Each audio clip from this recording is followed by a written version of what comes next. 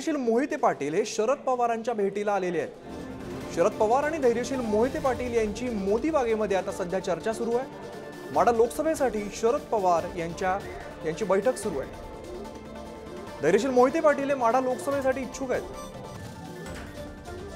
अधिक माहिती देतात आमचे प्रतिनिधी ज्ञानेश्वर। धैर्यशील मोहिते पाटील हे शरद पवारांच्या भेटीला आलेले आहेत। काय नेमकी चर्चा सुरू आहे, काय घडामोडी घडतायत?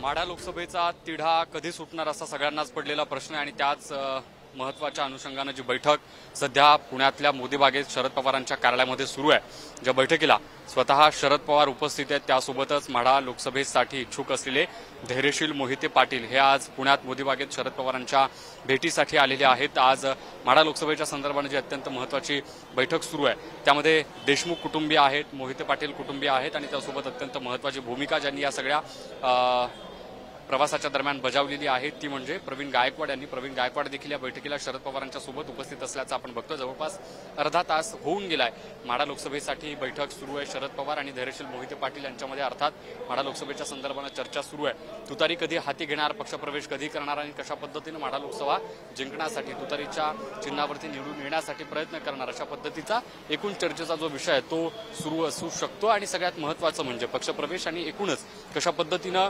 नियोजन पुढच्या काळातलं असेल या सगळ्या संदर्भानं चर्चा जी आहे ती या बैठकीमध्ये सुरू असल्याचं आपण पाहतो। एकीकडे अनिकेत देशमुख त्यांची देखील लढवण्याची जी इच्छा होती ती या ठिकाणी सुरू होती। त्यांच्या वतीनं त्यांचे बंधू जे ते या ठिकाणी चर्चेमध्ये सहभागी होण्यासाठी दाखल झालेले आहेत। त्यांनी देखील आग्रह केलेला आहे।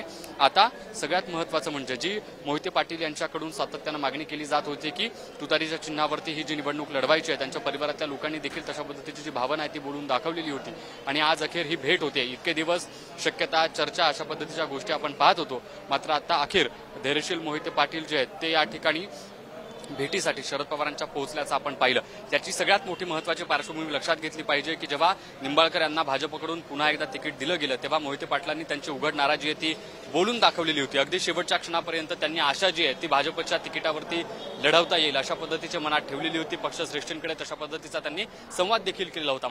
मात्र भाजपकडून तशा पद्धतीचा कुठलाही सकारात्मक जो प्रतिसाद आहे तो त्यांना मिळालेला नसावा आणि म्हणून धैर्यशील मोहिते पाटील आणि मोहिते पाटील कुटुंबियांनी अशा पद्धतीची भूमिका घेतलेली आहे की आता तुतारीच्या चिन्हावर राष्ट्रवादीकडून लढायचं आहे आणि म्हणून अंतिम चर्चा जी आहे ती आपल्याला मोदी बागेत पुण्यात होताना पाहायला मिळते। अगदी काही वेळानंतर शरद पवार यांची एक अत्यंत महत्त्वाची पत्रकार परिषद देखील पुण्यातल्या राष्ट्रवादीच्या कार्यालयामध्ये पार पडणार आहे।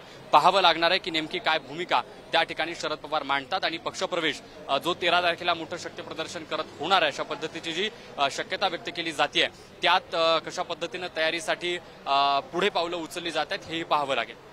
निश्चित ज्ञानेश्वर, पत्रकार परिषदेकडे सुद्धा लक्ष राहील। धन्यवाद या सगळ्या माहितीसाठी। तर आपल्यासोबत आमचे प्रतिनिधी माऊली डांगे सुद्धा आहेत। माऊली, शरद पवार आणि धैर्यशील मोहिते पाटील यांच्यात चर्चा सुरू आहे। माढा लोकसभेसाठीचा जो तिढा आहे तो आज सुटेल असं वाटतंय का? बरोबर आहे। आज शरद पवारांच्या भेटीला धैर्यशील मोहिते पाटील असतील, गणपत आबा देशमुखचे नातू डॉक्टर आबा देशमुख असतील, हे सुद्धा भेटीला गेलेले आहेत। त्याचबरोबर प्रवीण गायकवाड पण सोबत आहेत।